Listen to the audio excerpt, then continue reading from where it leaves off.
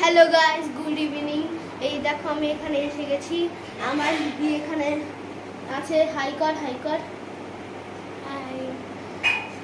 এই আর আমার মা আজকে এক্সপোতে ঘুরতে যাবে।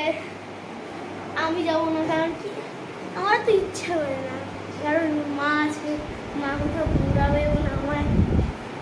ভাবছি বাবা আসলে যাবো। আমি আমার বন্ধুর সাথে খেলবো কিছুক্ষণে। এই দেখো ঘরের অবস্থা, আমি সকালে খেলছিলাম আমার বন্ধুর সাথে, আর দেখো ঘরের অবস্থাটা কেমন। এই দেখতে পাচ্ছ, ছিড়িয়ে গেছে গোটা জায়গা, সব জায়গা ছিড়িয়ে গেছে। দেখো গোটা ঘর নোংরা করে দিয়েছি আমরা দুজন মিলে। আমরা বল দিয়ে ছুটাছুটি করেছিলাম, আর আমাদের একটা টার্গেট আছে।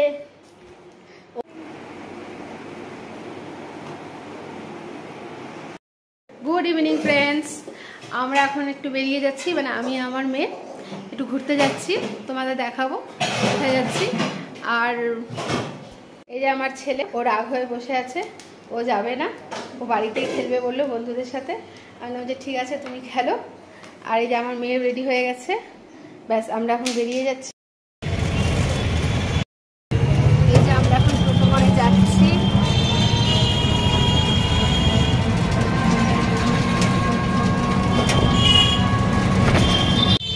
এই যে আমরা চলে এসেছি মালদা এক্সপো। এখন আমরা ভিতরে ঢুকছি।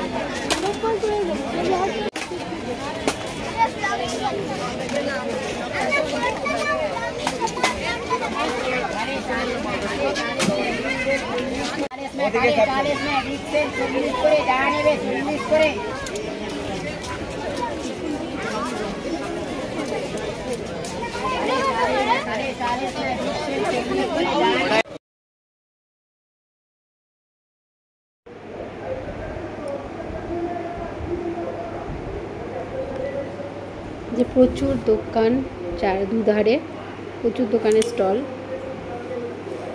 এটা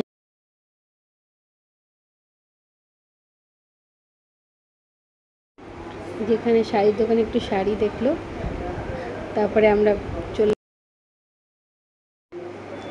একটা শাড়ির দোকান। এখানে আমার মেয়ে ঢুকেছিল, কারণ কি ও শাড়ি ভীষণ পছন্দ করে, শাড়ি পরতে খুব ভালোবাসে।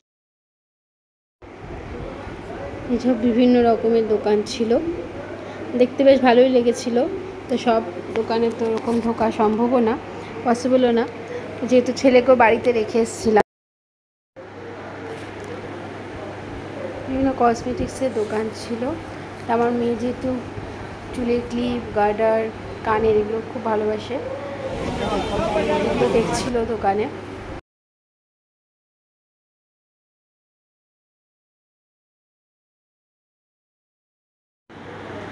এখানে আচার ও পাঁপড়ের দোকান।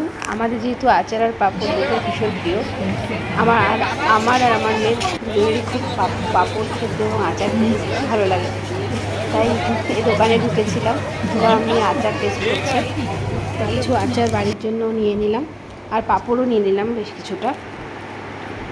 তারপরে চলে আসলাম খাবারের দোকানে। কিছু না খেলে তো চলবেই না, মানে মেলাতে যাওয়া কি কোথাও ঘুরতে যাওয়া মানে কিছু খেতে তো হবেই, শেষে না খেলে পরে হয় না, যতই ঘুরি। আমার মেয়ে বার্গার নিয়েছিল, আর মেলা মানে তো পাঁপড় খেতেই হবে, আর আমি আর আমার মেয়ে পাঁপড় নিয়ে নিলাম। পাঁপড় খেতে খেতে বাড়ি ফিরে চলে আসলাম।